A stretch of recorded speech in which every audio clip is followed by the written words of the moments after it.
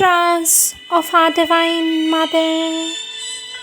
Our Divine Mother says, what you are not able to do today, you will achieve tomorrow. Persevere and you shall conquer. With love and blessings, says our Divine Mother.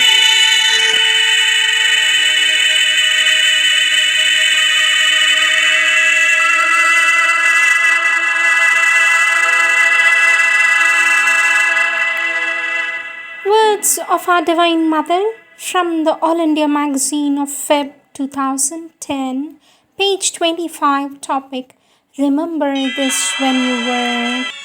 Our Divine Mother says, from the point of view of a spiritual life, it is not what you do that matters most, but the way in which it is done and the consciousness you put into it.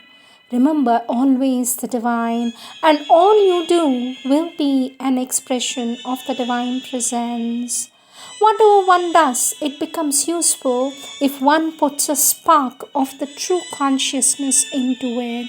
The consciousness one has is much more important than the act one performs, and the most apparently useless acts can become very productive if they are performed with the true consciousness.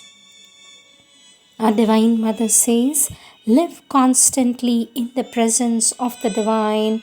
Live in the feeling that it is this presence which moves you and is doing everything you do.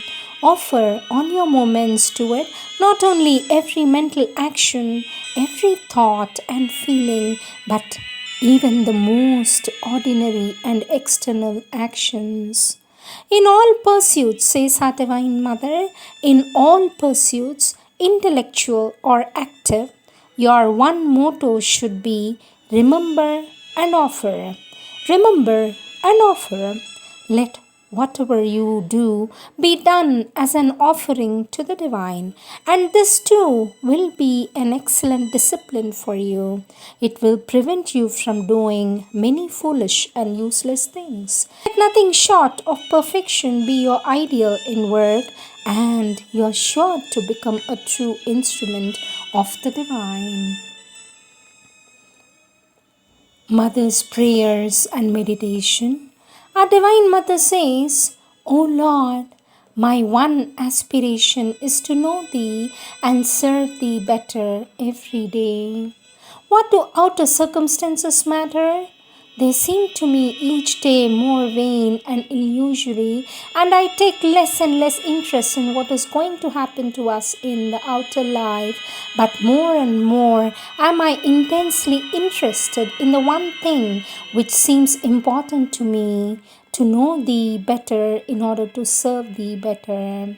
All outer events must converge upon this goal and this goal alone, and for that, all depends upon the attitude we have towards them. To seek Thee constantly in all things, to want to manifest Thee ever better in every circumstance, in this attitude lies supreme peace, perfect serenity, true contentment. In it, life blossoms, widens, expands so magnificently in such majestic waves that no storm can any longer disturb it. O Lord, Thou art our safeguard, our only happiness.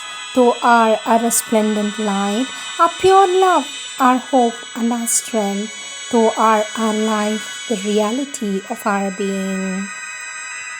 In a reverent and joyful adoration, I bow to Thee.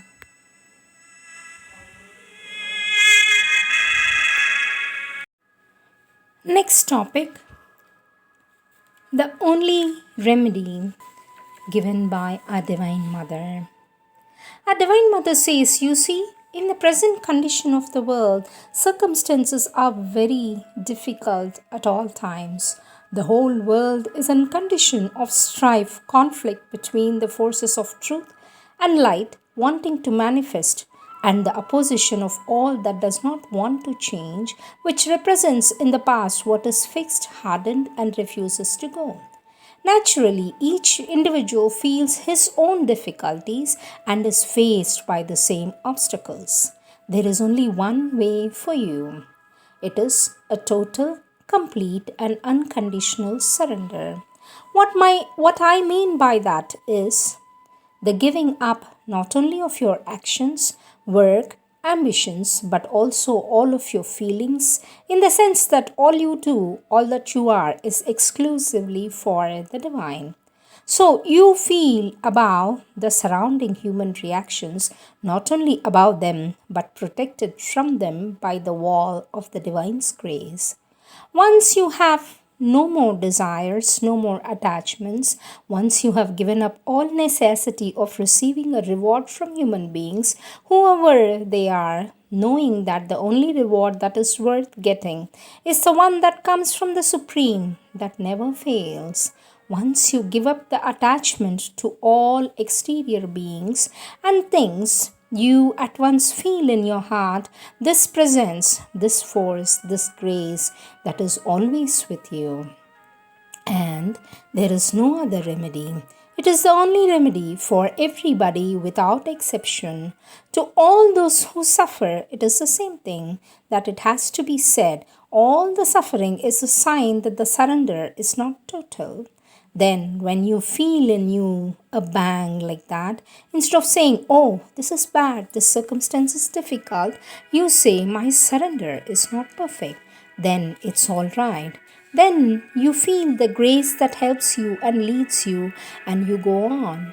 And one day you emerge into that peace that nothing can trouble. You answer to all the contrary forces, the contrary movements, the attacks, the misunderstandings, the bad wills with the same smile that comes from full confidence in the divine grace, and that is the only way out. There is no other. This world is a world of conflict, suffering, difficulty, strain. It is made up of it. It has not yet changed. It will take some time before changing, and for each one there's a possibility of getting out. If you lean back on the presence of the Supreme Grace, that is the only way out. That I have been telling you since 2 or 3 days, like that, constantly. For this the child says, "Sweet mother, but where to get such a strength?" For this, our Divine Mother says, "Within you." Our Divine Mother says, "Within you." The Divine Presence is in you. It is in you. You look for it outside. No, look inside. It is in you. The Presence is there. You want the appreciation of others to get strength. You will never get it. The strength is in you. If you want, you can aspire for what seems to you the supreme goal, supreme light, supreme knowledge, supreme love. But it is in you. Otherwise, you would never be able to contact it. If you go deep enough inside you, you will find it there like a flame that is always burning straight up. And don't believe that it is so difficult to do. It is because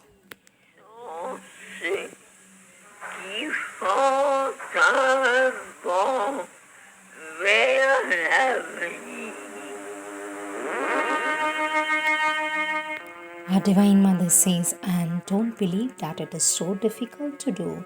It is because the look is always turned outside that you don't feel the presence. But if instead of looking outside for support, you concentrate and you pray inside to the supreme knowledge to know at each moment what is to be done, the way to do it, and you will give all you are, all you do in order to acquire perfection. You will feel that the support is there, always guiding, showing the way.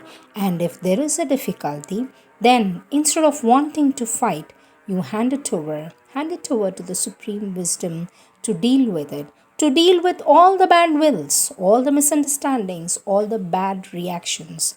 If you surrender completely, it is no more your concern. It is the concern of the Supreme who takes it up and knows better than anybody else what is to be done. The only way out, there, my child, says our Divine Mother, from the collective works of our Divine Mother, volume 15, page 398. Lord Aurobindo says, to hope for a true change of human life without a change of human's nature is an irrational, unspiritual proposition.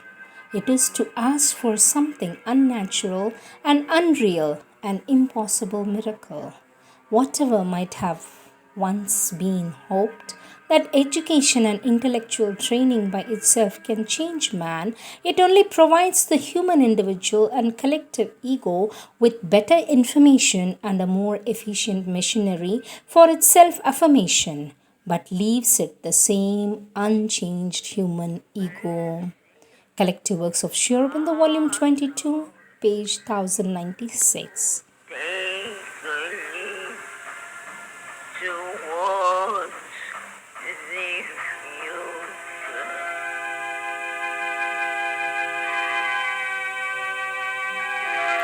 Our Divine Mother says nothing but a radical change of consciousness can save humanity from the terrible plight into which it is plunged, and the so called practical means are a childishness by which men blind themselves so as not to see the true need and soul remedy.